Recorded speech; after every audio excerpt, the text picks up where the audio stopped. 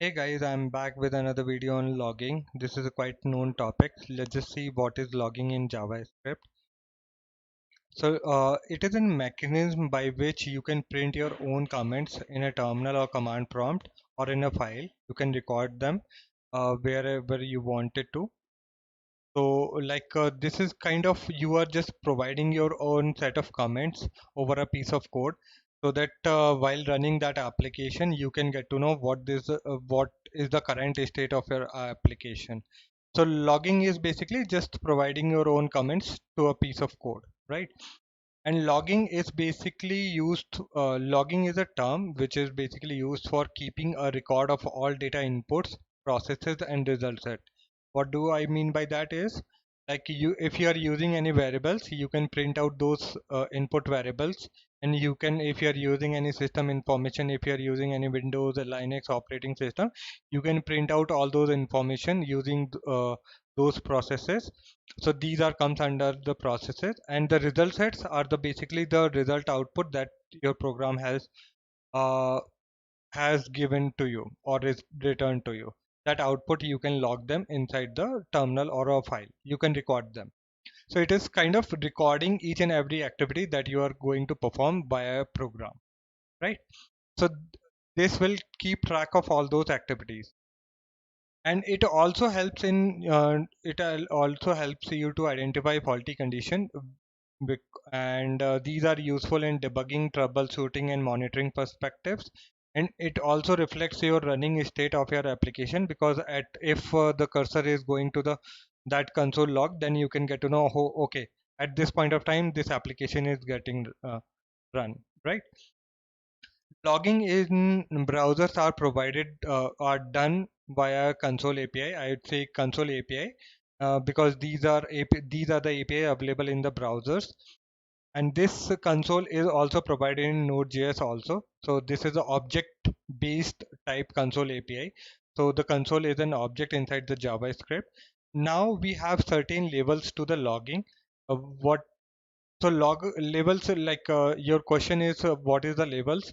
So labels are the basically segregation of the logs depending on the type of log it is, or depending on your comment basically. Comment is like basically, yeah, keeping track of any record, is basically you are segregating all those records together. So segregation means I'm just depending on the type. If the log type is error, then I would say error method here, and warning type of error will be there, and information type, and debug and log. Implementation wise, all of the methods are having identical implementation, but the representation of an data inside the console panel or in a file are different. Let's just see in action in browser. uh, just pip, just open a browser so that we can see a difference. So if you can see, their simple log is has got printed. Debug is almost the same one, but this is quite useful feature when you are pushing your code into inside the production. There you don't there you won't want it to be printed for the customer. So then you can hide all those debug log, which are type of debug and logs, right? So while pushing your code into the production, you can hide them via using some libraries. So Winston library in the Node.js, or like if you're using different framework, so there might be different packages. So that is why these have a similar kind of functionality, but these are useful in different scenarios. So trace is similar kind of simple logs, but it also provides a stack trace. So where this line of log has occurred. So in this case, this has been occurred at line third. So this is printing at line third. You are getting trace logs, right? This is quite a useful feature when you are writing a huge implementation of a big library or big feature. There you can see a lot of logs are coming on, so you can trace that log with the help of trace method, right? Information logs are getting printed with the help of I sign with a circle, right? So as I told you, the representation of an data or representation of an logs will be different, but the implementation of these functions are quite similar or identical, I would say. Warning label logs are highlighted in yellow with a warning sign, and error logs are highlighted with a red color and with a stack trace where it has occurred, right? Because it's an error type. So this is going to print the stack trace also. So these were the quite common use cases of the console logs. Now we will see the methods available inside the JavaScript. I've created a separate shorter videos on these each and every log labels that are available inside the console API.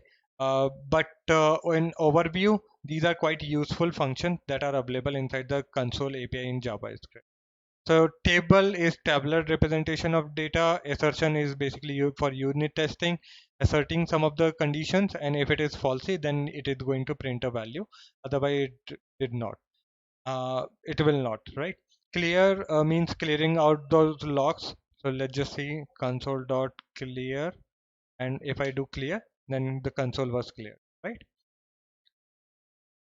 Counter is basically setting your counter inside the browser so that you don't need to provide any additional variable implementation to count those things, count those lines, right? Grouping is basically grouping your logs together uh, based on the feature. Let's say you are working with a login module and you have login functionality there, you can have them so that you can group them together.